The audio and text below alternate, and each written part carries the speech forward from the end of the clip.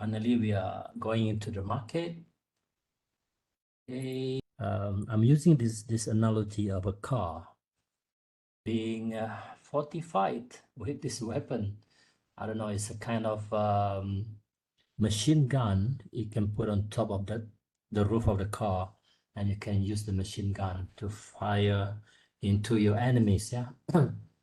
So having installed these machine guns on the roof, it is heavy, and when you use the machine gun, it will affect the car performance. Yeah. But all at the same time, you expect the performance of the car to be as good. It's going to be as fast as other cars on the road, other conventional cars. So this car is kind of functional car. It's like your functional food. It has added function, added benefits. So we as technologists, we have to struggle to keep it running as good like any other car. And you know the struggle. It is not that straightforward. Yeah, it is difficult. Okay, so you understand this is the whole thing about the functional food. Why is it so difficult? Because when you if the incorporation of functional ingredients are too many, there are too many ingredients being used, you change so much. So at the end, it is no longer a car. At the end, it looks more like a tank. Yeah, it is more like a drugs than ordinary conventional cars. Yeah, so that's why we have MOH has to do something about regulating functional food. Introduction. The first thing you have to bring to your mind is that nobody needs functional food. I believe all of you drive cars, yes? This reverse camera. Before that, there was reverse sensor. Now they combine the reverse sensor and reverse camera. So in the beginning, you were like making fun of this reverse camera. We do not need reverse camera, yeah. But you use a reverse camera. So after 1 or 2 months of driving the car using the reverse camera, you will find it is difficult without the reverse camera, even though actually you do not need the reverse camera. After using it for months, then you realize reverse camera is so useful. Yeah. Oh. Do we need to take bath? What if you don't take shower in the morning? You survive without shower. Can you survive without bath? You don't need it. Come on. You can come to class without taking shower. No problem. There are people who survive all their life, the whole time of their life. Some people do not take shower, do not take bath. Okay, so the first time we give birth to the baby, it was like for the baby this is abuse. In the beginning, it's like you give your cat a bath. It's like an abuse. However, after a certain time, the baby is starting to enjoy taking bath. It's a lot more fun. It is not core as quality, safety, and halal. We know that this is a core, the wajib one. Functional food is about value creation. It is on top of the triangle there. It is more like elective. Okay, so it is not necessary. People do not need it. So marketing wise, what we do, we make people think it is a very good addition to their diet. Yeah, functional food help them to achieve some kind of health benefits, and because of that, the motivation to purchase the products will be higher. So there are many types of value, but the values that I would like you to focus on are these two.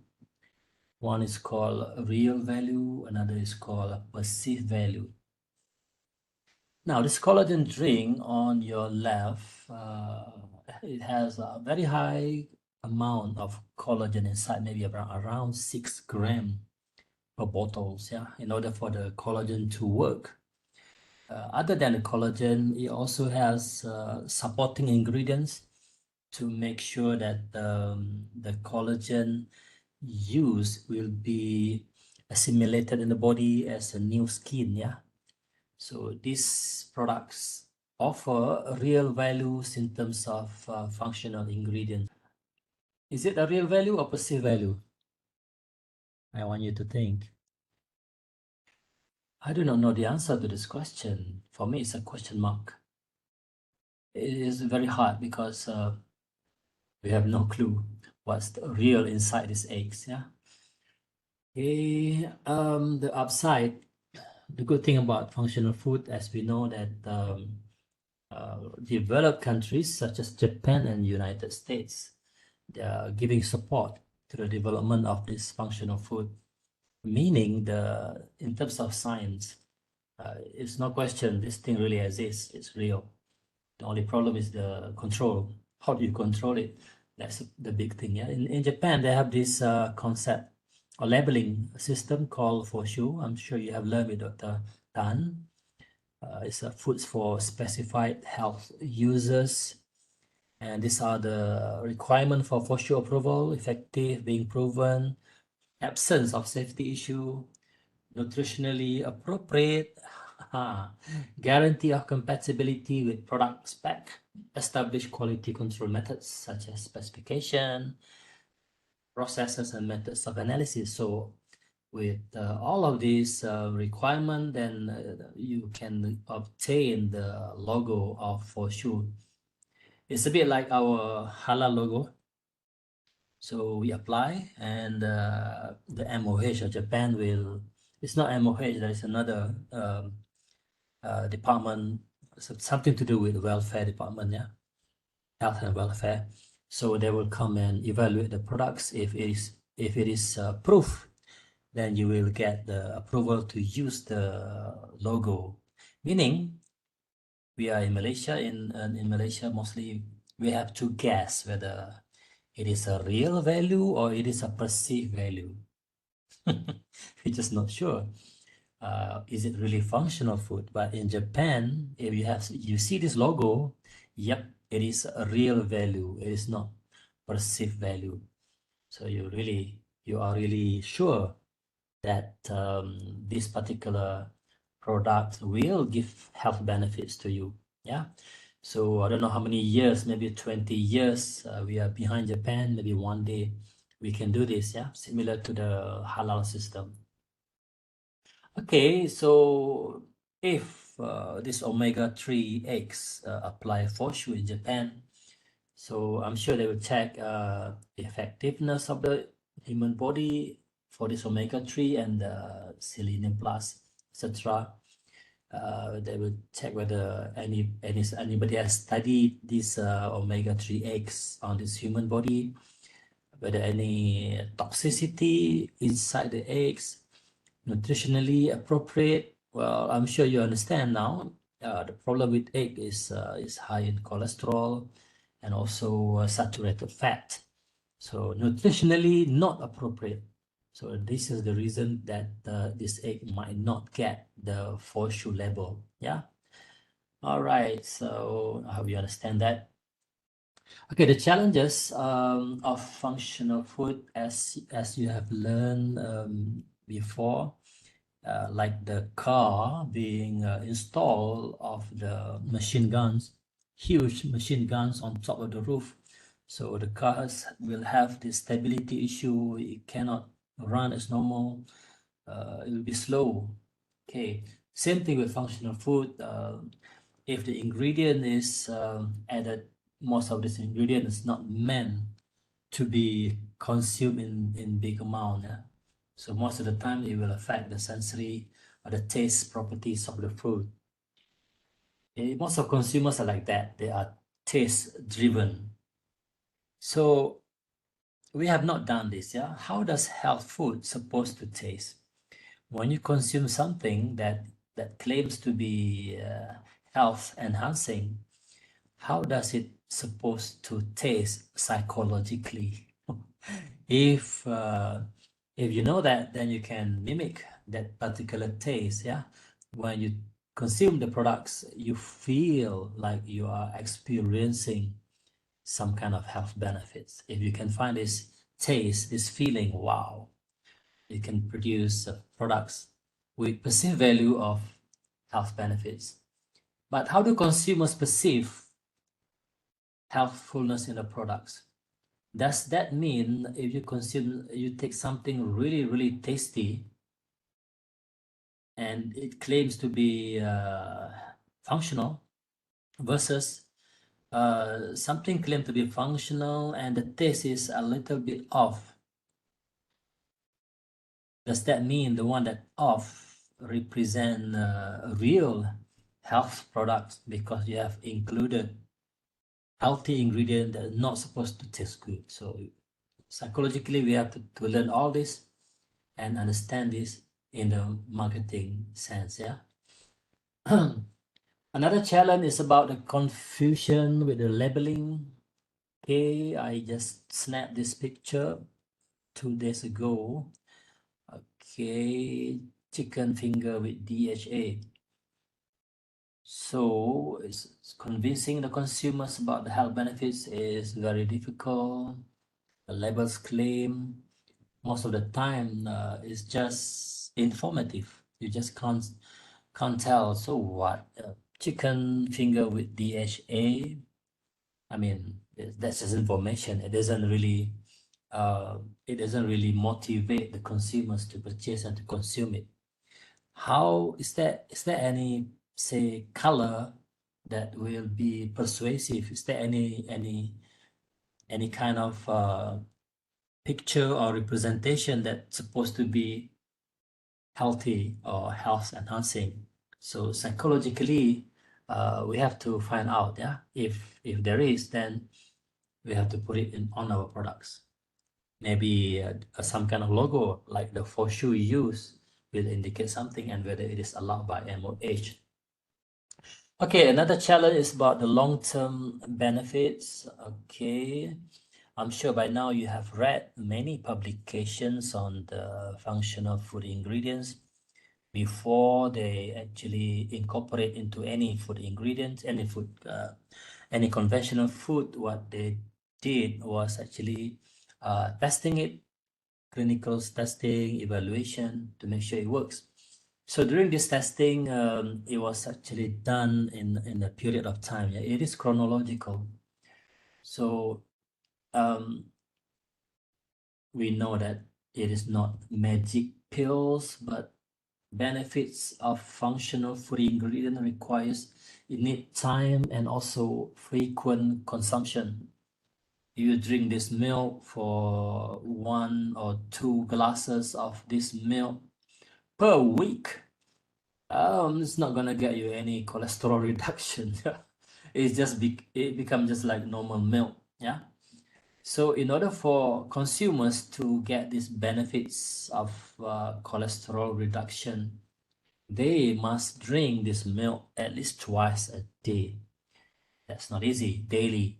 So the job as a marketing people is to persuade consumers to drink this every day. So like the one being shown by Nestle here is like they have this 30-day challenge. That means the buy, snap, scan, register, and then I don't know, you have to check your cholesterol before and after 30 days. I mean, during this 1 month of challenge, you are supposed to consume this milk. So it's like you become the experiment to prove that this omega plus milk really work to reduce cholesterol. Yeah. So this is a marketing campaign that will persuade consumers to drink omega plus milk every day, twice a day. Okay. So I think all functional food ingredients are like this. There is testing, evaluation for efficacy. In this case, I take example of tart tart cherry juice. They did this 7-day study. That means every day you have to consume the concentrate of tart cherry juice by 20 volunteers. Yeah, and then from there the conclusion was consumption of tart cherry juice concentrate provide increased exogenous melatonin, beneficial in improving sleep duration. That means in this case the cherry juice provide the melatonin, not melatonin released by our pineal gland. Yeah, so that means the products can deliver melatonin, but again you have to do it 7 days straight. You have to consume 7 days every day. You cannot skip it. So the question is, if you want to get the benefits of enhanced sleep quality, you cannot just take this tart cherry juice like normal juice. You have to do it religiously, religiously every day. Okay, that's a problem. Same thing here. Older adults with insomnia. The study was done in 2 weeks. Okay, 2 weeks of tart cherry juice blend by a company called Cherry Farm. That's the brand. So they found out at the bottom there, this effect, okay, has modest beneficial effect on sleep in older adults with insomnia. So it works. Consume it for 2 weeks every day. Well, we've been using a lot this spread from Flora. This one is well, it is phytosterol, of course. Now, how often should you consume this particular spread in order to obtain the health benefits? The study, of course, provide an indication maybe every day. Every day you have to eat bread and spread it. Therefore, you have this phytosterol taking the cholesterol away in the digestive system, so the cholesterol is not absorbed. It happens every day. Every day you have to eat bread. Do you eat bread every day? I hate bread. So you don't eat bread every day. Sometimes you eat noodles. Sometimes you eat nasi lemak. So it is hard to obtain this health benefits, yeah, the phytosterol benefits.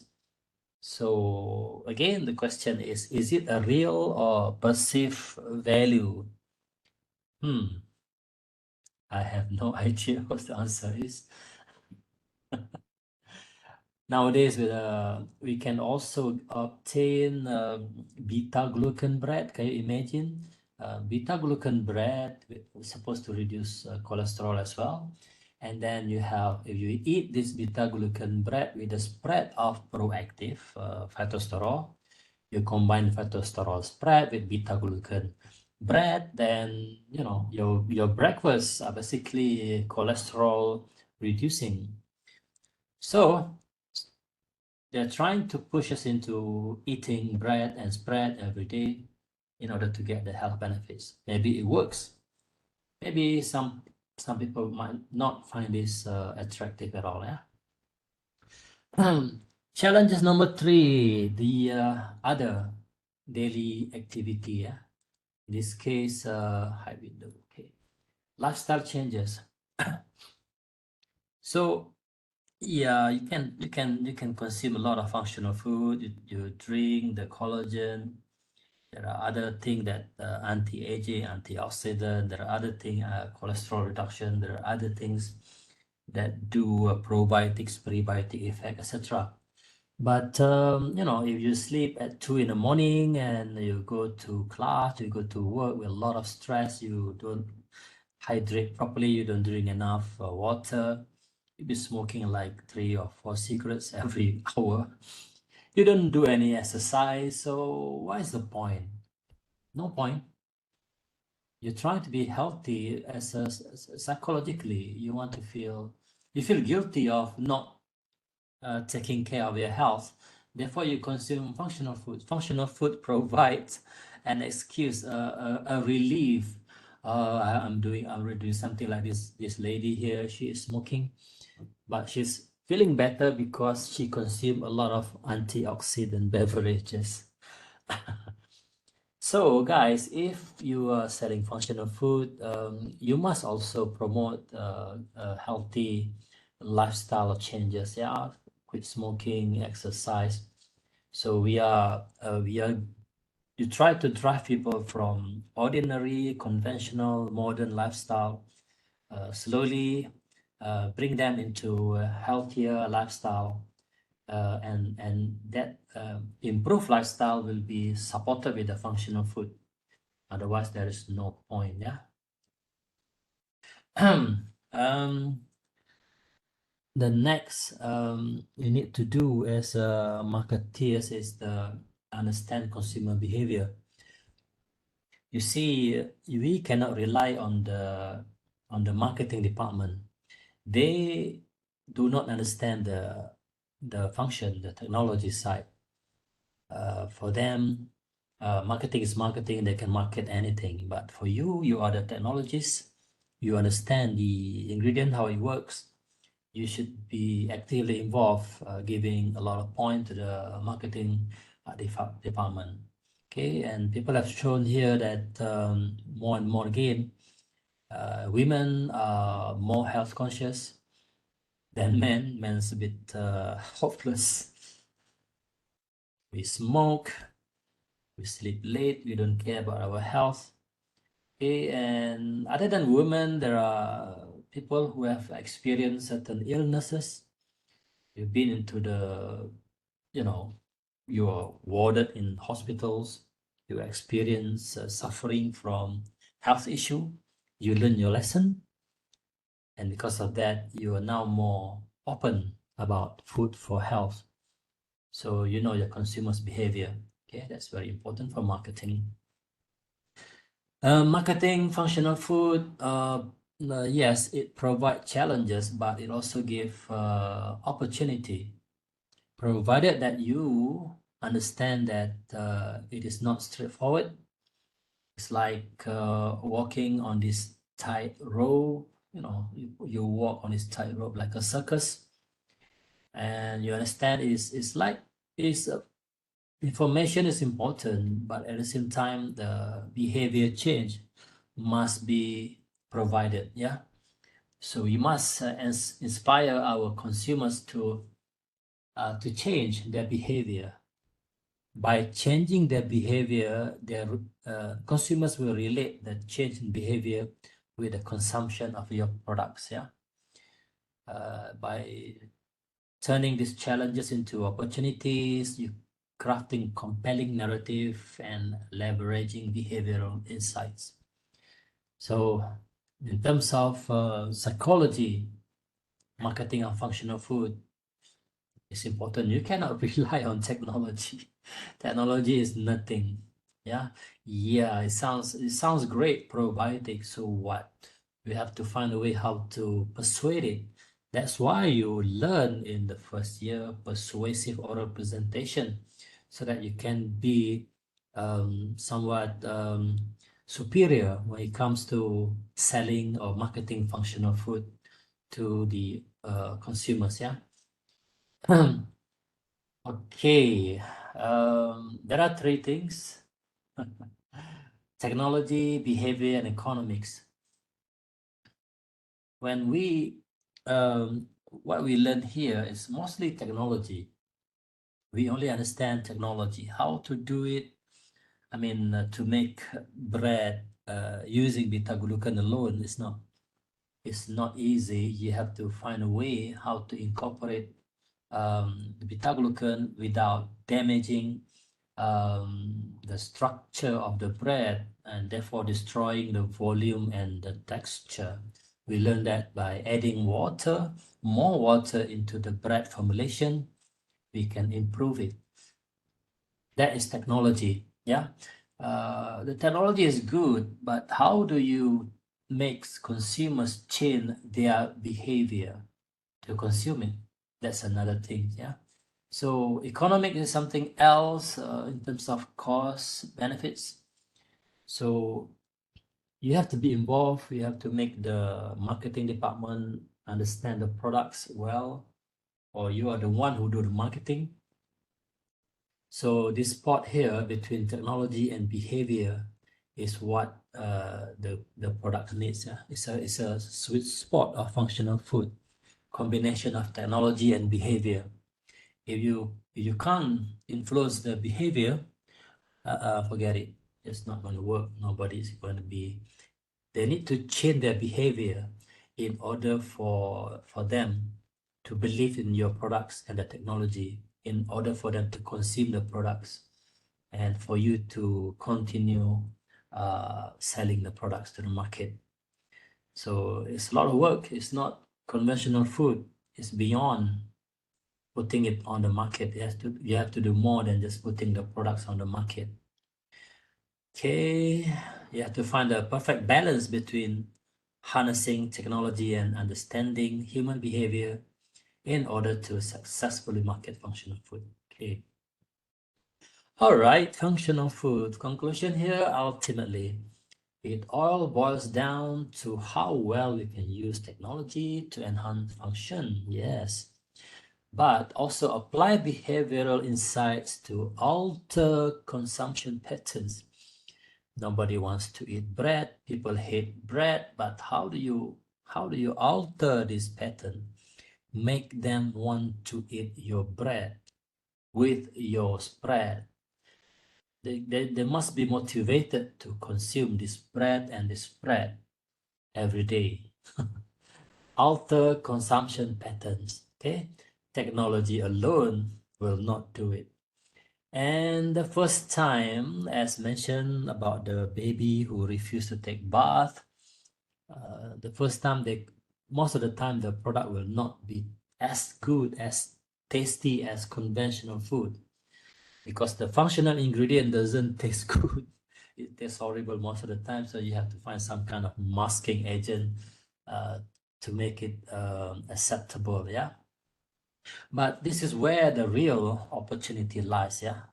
By turning the challenges into pathways for creating healthier lifestyles and a healthier world. Well, sooner or later, this lady will be able to drink this nasty tasting beverage every day because of that consumption alteration of her consumption patterns. That is the challenge, guys. You can do that. You're halfway there. Okay, so the future is functional, yes. Meaning what happened in the future is that most food will be converted into functional food. If you don't, then your product is going to be inferior. People will think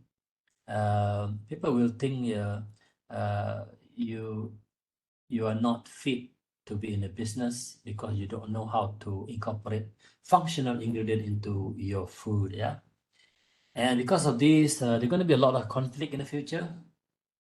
And crazy thing is, you are the future. You are the future. Yeah.